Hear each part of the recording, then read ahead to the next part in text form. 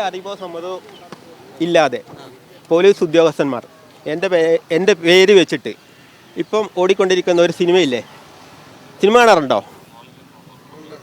ആ മുത്തങ്ങ സംഭവത്തിൽ അതിലൊരു ബഷീർ എന്ന കഥാപാത്രമുണ്ട്. ആ സമയത്ത് കണ്ണൂർ DIG ഓഫീസിൽ ഉള്ള ബഷീർ എന്ന പോലീസുകാരനാണ് ഞാൻ. എൻ്റെ പേര് എൻ്റെ അറിവോ സമ്മതമോ ഇല്ലാതെ സിനിമക്കാർ തരുന്ന കാശിന് വേണ്ടിയിട്ട് ദുരുപയോഗം ചെയ്തിട്ടുണ്ട്. അത് പോലീസിൽ നിന്ന് കുറച്ചു കാലം പണിയെടുത്ത് പിന്നെ സിനിമയുടെ മായിക ലോകത്തിൽ പോയ ചില പോലീസുകാരാണ് ഇതിൻ്റെ തിരക്കഥ ഉണ്ടാക്കിയത്. ഇനി എന്താ അറിയണ്ടേ? അല്ല എൻ്റെ അല്ല 30 വർഷത്തെ ഒരുപാട് പരാതിയുണ്ട്. ഇത് കംപ്ലീറ്റ് ഫയൽ ഞാൻ പത്രസമ്മേളനം വിളിക്കാം.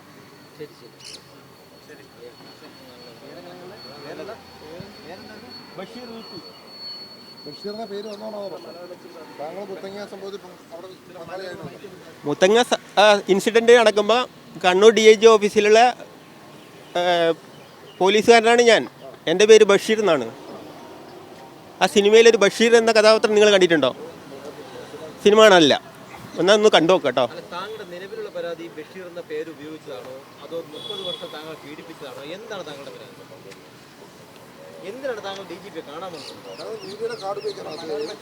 അല്ല എൻ്റെ ID police ID Kannur city commissioner തന്ന ഒരു ID കാർഡുണ്ട്. അത് അവരോട് ചോദിച്ചു നോക്കണം.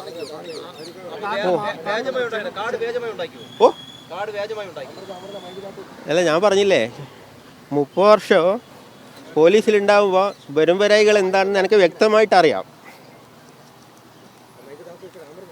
ഞാനൊന്ന് എടുത്തോട്ടെ, ഒന്ന് ക്യാമറ ഒന്ന് മാറ്റുമോ?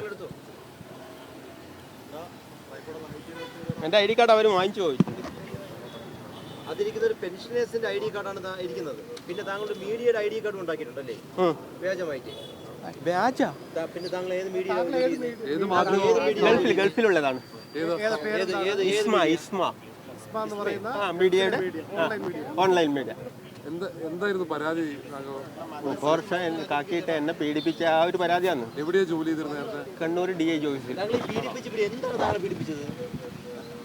ഞാൻ ഒരു ചായ കഴിച്ചോട്ടെ, ഞാൻ കണ്ണൂരിൽ നിന്ന് ഓടി വരുന്നതല്ലേ.